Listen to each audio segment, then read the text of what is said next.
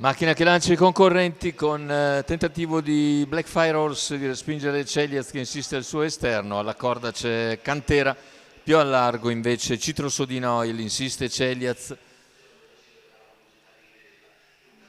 Va su Black Fire Horse, mentre più indietro c'è stato l'errore di Citrosodina Oil. Citrosodina Oil, a largo anche Cosmos del Ronco. Intanto con gradualità Celiaz si porta su Black Fire Horse, attacca e passa in 300 metri abbondanti.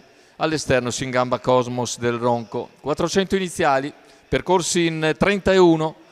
Cosmos del Ronco raggiunge Black Fire Horse in seconda posizione, mentre al comando c'è Celiaz che ha chiuso netta favorita, reduce da 3 vittorie. L'allieva di Roberto Vecchione completi i 600 in 44,8.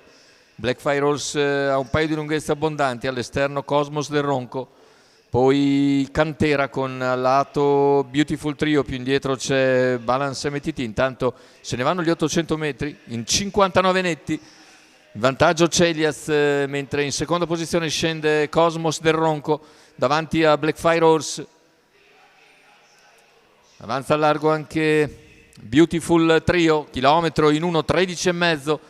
Celiaz che allunga, Cosmos del Ronco raggiunto e appariato da Beautiful Trio quando siamo a 400 dalla conclusione. Celiaz con netto margine di vantaggio è inseguita sempre da Cosmos del Ronco, poi Beautiful che ripiega.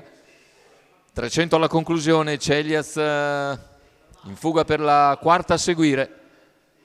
Celiaz entra addirittura nettamente in vantaggio, seconda posizione per Cosmos del Ronco. Celiaz vince per distacco, la lotta per il secondo posto vede emergere netto anche Cosmos del Ronco che lascia più indietro Beautiful Trio.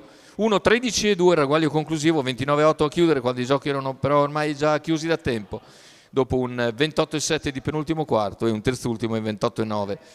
Ancora a segno dunque Celiaz. Corre bene ugualmente Cosmos del Ronco che è secondo. Al terzo posto, più indietro finisce Beautiful Trio. Vince dunque Celiaz, nel sediolo Roberto Vecchione per conto del team Elert e del signor Leonardo Vastano.